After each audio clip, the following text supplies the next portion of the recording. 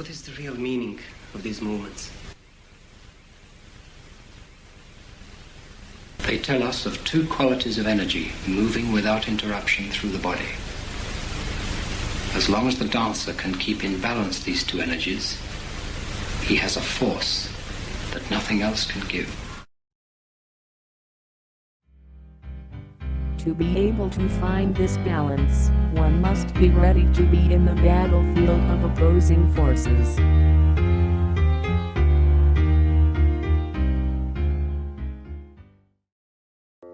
A dynamic vision of harmonious development that one may experience by participating in these movements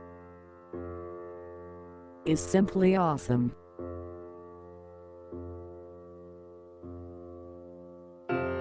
Forces of different characters that work through us and travel across the universe. How do they arise? Where do they come from?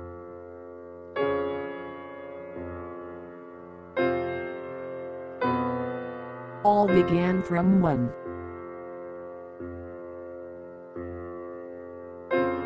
The forces of top-down creation emanating from the source are called involutionary, because, although conscious in origin, they continuously lose their potentials in every stage of downward creation.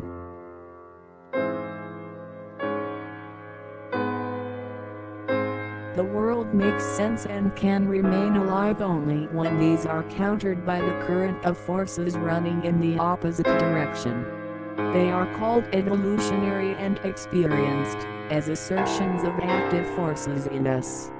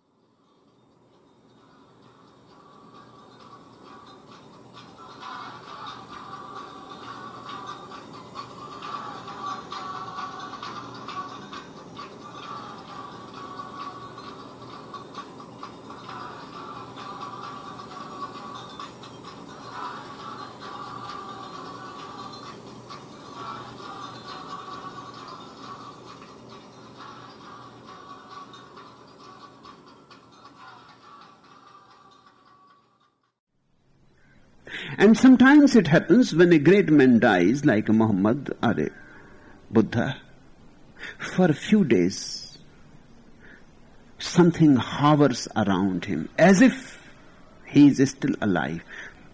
You must have heard the famous Greek story. The story is told that the runner of marathon was dead an hour before he reached Athens. He was dead, yet he still ran. And as a dead man announced the victory of the Greeks, the dead masters act for a while as if they were still alive. But only a little while. 1 year, 10 years, 50 years perhaps. In any case, a finite period. Yes, this happens. When a Muhammad disappears from the body has tasted so much joy. The body has known so much celebration that it goes on dancing. At least about the great master it is true.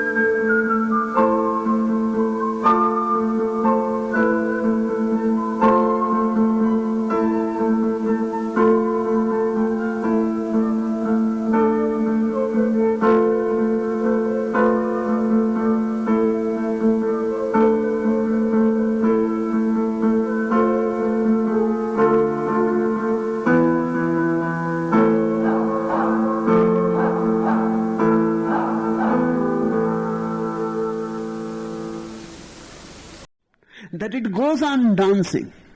At least about the great master it is true, that for a few years things go on happening as if they are still alive. This happens because of the tremendous energy released by the dying master. His very place becomes a sacred place for pilgrimage. That's how a Mecca is created. That's how Kailash becomes of great significance. That's how Jainas have Girinar and Sikharji. But that continues only for a while. That also creates a problem. Then the disciples think that the corpse is still alive. Because things go on happening. When I am gone, things will go on happening for a few years. And those who are deep in love with me, for them I will be as if I am still alive. Naturally, they will think that everything is as it was before. But that is a fallacy. Once the man is gone,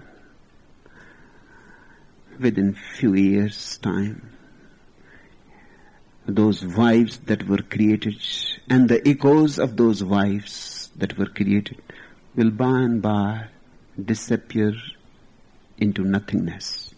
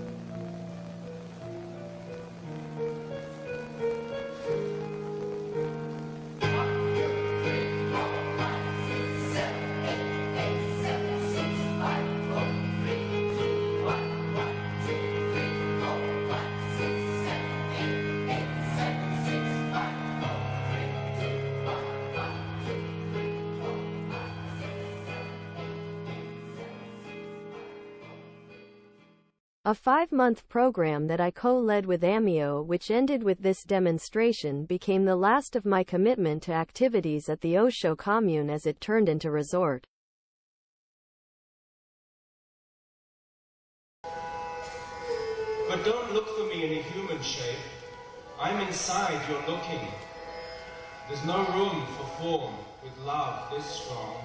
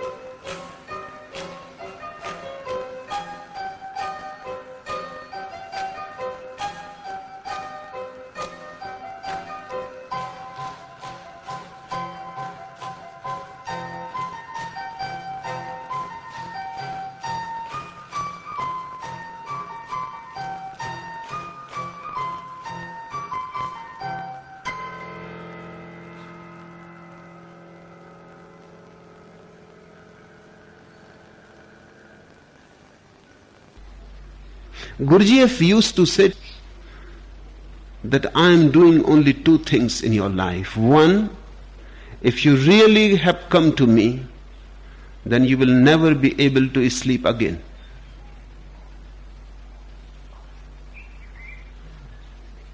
I will disturb your sleep permanently.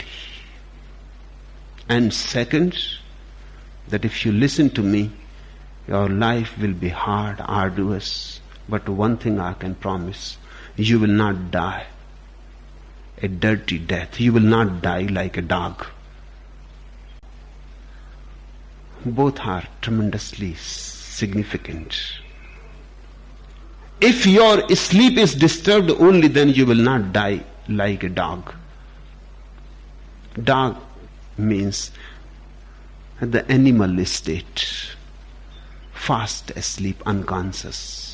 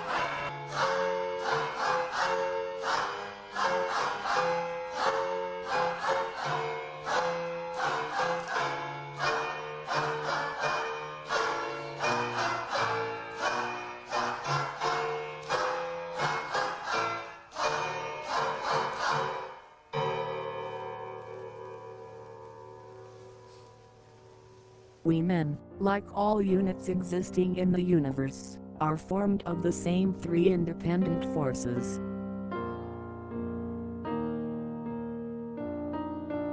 The first of these forces continually arises from and flows out of the prime source. The second force is what this first force becomes, when after spending the momentum, it strives to reblend with the cause of its arising.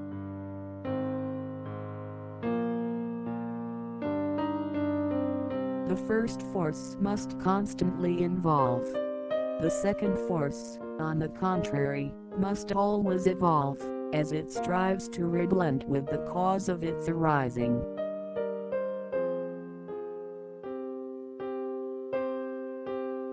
As for the third universal force, this is nothing but the result of the clash, everywhere and in everything, of the first and second, the descending and ascending forces.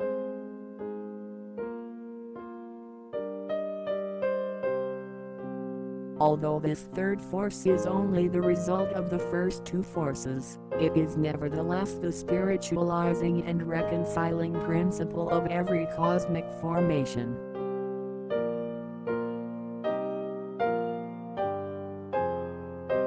An evolutionary movement is always in conflict with popular beliefs that preach virtue in passive obedience to the top-down flow.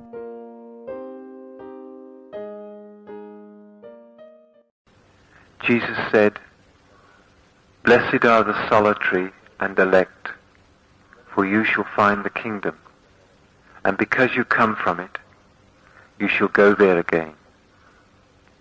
Jesus said, "If they say to you, 'From where have you originated?' say to them, 'We have come from the light, where the light originated through itself.' If they ask you, 'What is the sign of your Father in you?' say to them, 'It is a movement and a rest.'"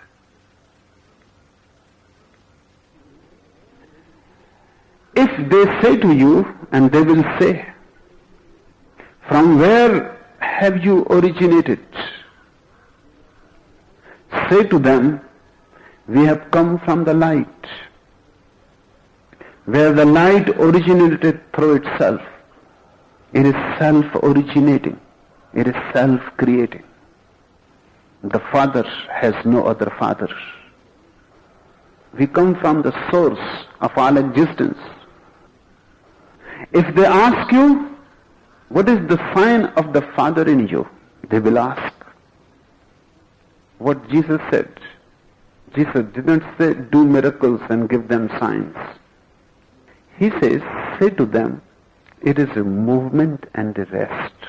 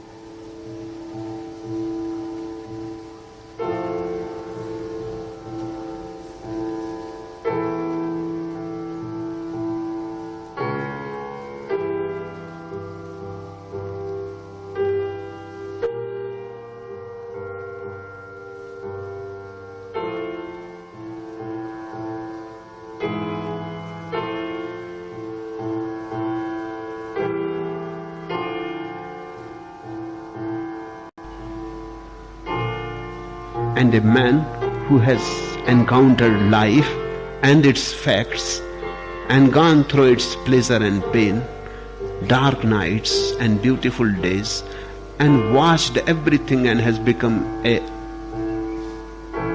profound observer, will die in a totally different way. He will die alert, aware.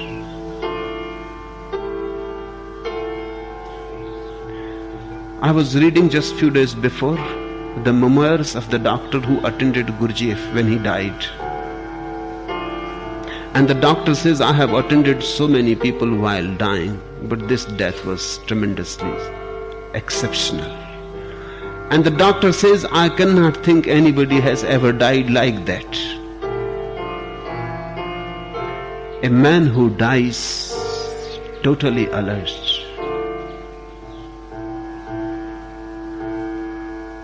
can do many things. A man who dies in awareness, in fact, never dies.